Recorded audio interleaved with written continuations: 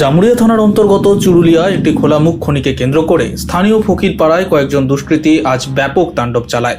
প্রথমে তারা চুরুলিয়া হাটতলা এসে তৃণমূলের পার্টি অফিসে ভাঙচুর চালায়। ঘটনাস্থলে পৌঁছয় চুরুলিয়া ফাঁড়ির পুলিশ। তারা এসে পরিস্থিতি সামলানোর চেষ্টা করে এবং মুহূর্তের মধ্যে তা আরও উত্তেজিত হয়ে পড়ে। দুষ্কৃতীরা ব্যাপক হারে ইট পাথর ছুঁড়তে শুরু করে। এছাড়াও পার্টি অফিসের ঝান্ডা তারা নিচে ফেলে দেয় এবং পার্টি অফিসে ব্যাপক ভাঙচুর চালায়। আশেপাশে দাঁড়িয়ে থাকা কয়েকটি গাড়িও তারা ভাঙচুর করে এবং খোলামুখ খনির সাইড ইনচার্জ বিকাশ দত্তকেও তারা ব্যাপক হারে মারধর শুরু করে।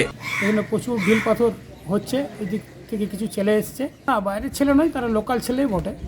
তো তাদের মানে ক্ষোভটা হচ্ছে মূলত আমাদের এখানে যে কোম্পানি চলছে টিসিএমপিএল, সেই টিসিএমপিএলকে কেন্দ্র করে তাদের ওখান থেকে হয়তো কিছু সুযোগ সুবিধা পাচ্ছে না, তারা যে কাজ করে এই সকলের জন্য তারা প্রতিদিন ওই ইয়েতে কয়লা উত্তোলন করে।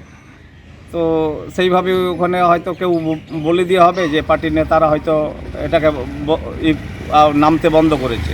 তো তারা এসে পার্টি অবস্থা আক্রমণ করেছে, এসে পরে গালমন্দ। হ্যাঁ, জামুরিয়া থেকে রজত কবি, স্ট্রিট ভয়েস ডিজিটাল।